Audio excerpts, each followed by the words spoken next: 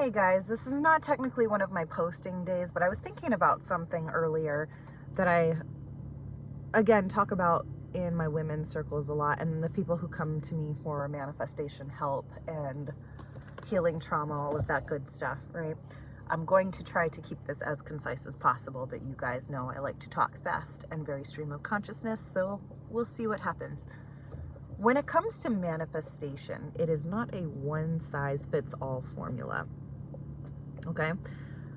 There is a general rule of thumb and a general path, but there's a lot of branches where you can veer off and try different things and become much more individual. And when you are pulling information from source, from the outside world, through religious texts, through other YouTube manifestors, through scripting and reading tarot cards, whatever your thing is, wherever you're pulling your divine information and wherever you're pulling your information on how this energy works, you need to remember that you are shooting in the dark.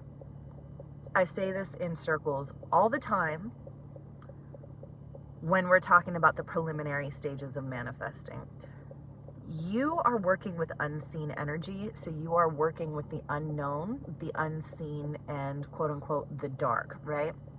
Which means, especially when you're first exposed to this, you really have no idea what's going on. And even after what you're told, you have no practical experience, okay? It's training a skill like anything else. And even though you might feel like you're failing at it, or feel like something's going wrong, or your manifestations are not coming, or like something's not working, everything is always working in your favor. And what that practically means when people say it is that you are shooting blanks in the dark until you get close to hitting some kind of target, until you hear a sound like, okay, something's over there. And then you keep shooting in that general direction until you figure out where the bullseye is on the target, right? And you don't know from how far down you're coming up. And for a lot of people, you're starting further back than you realize, because when you first awaken, or when you first take the spiritual journey towards manifesting, because yeah, the things are nice that pop up in your reality, but it is a spiritual journey that you're embarking on, right? So when you first take that path, you don't really understand how much programming has been pushed on you, and how many false paradigms and false identities are thrown at us, until you start unwinding this knot more and more as time goes by. And because we all have an individual experience, again, the general rule is the same and the general path is the same. It's still the path towards ascension. It's still the path towards purging trauma and purging false identity, blah, blah, blah, right? So all those general rule of thumbs apply, but we're all coming from the multiple perspectives, right? And the individuality and the nuance of where you're sitting at. So your gaps are going to look much different than the gaps somebody else is filling in. So if you feel like a formula is not working for you, or you feel like manifestation's not working for you, or you feel like you're doomed to failure, like, you know what I'm saying? Like all those dark thoughts that can come up, or all those false realities that can try to be pushed onto you when you're on this journey. What you need to remember is a lot of this is getting out everything that doesn't work, or figuring out what you've already cleared and what still needs to be cleared, or figuring out what creative process works for you on the individual level. Now, all of these contradicting ideas and all of these different techniques, they all work. Maybe they don't all work for you. And every manifestor you talk to who has been successful at this, their formula works. And when they say, oh, this person is wrong, or this person is wrong, or my way is right, they're all right and they're all wrong. Because for that schema of person, that type of formula works. And that is why Source places us in different perspectives to lead manifestation from different ways. It's not that the arguing back and forth of, oh, this is wrong, this is right. It's wrong for a certain type of individual, for a certain archetype, and then this type will work for a different archetype, right? So whatever energy you're embodying, there's a process of purging the negativity or the unpreferred and going towards ascension and the preferred realities that you want to be in.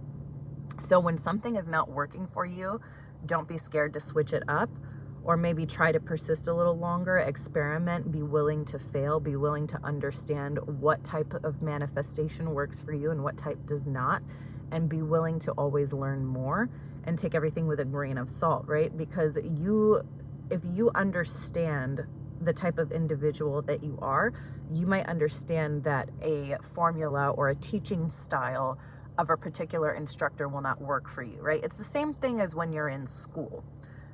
You had your favorite teachers. Why? Because they taught to your learning style and they had a certain charisma in class, or they had a certain way of conveying the information. Maybe they were really good at helping you individually. Maybe they presented information in a more fun way that resonated with you being an auditory learner or a visual learner or whatever it is, because that is also different. We all have different teaching styles. We all have different verbiage when we speak. We all have a way we command ourselves when we talk. We all have different metaphors when we explain things. We all have different techniques. And that's because the people who resonate with that teaching style and resonate with that way of learning are going to be gravitated towards us. So we all have, like they say with religion too, right? We all have one piece of the elephant, so that way collectively we can see the whole animal when we zoom out. But we're going to make these little happy little clans of manifestation and spiritual styles that work for whatever schema or background you're coming from. And I say this all the time, especially when I teach in the women's circles and when I'm helping people manifest person to person.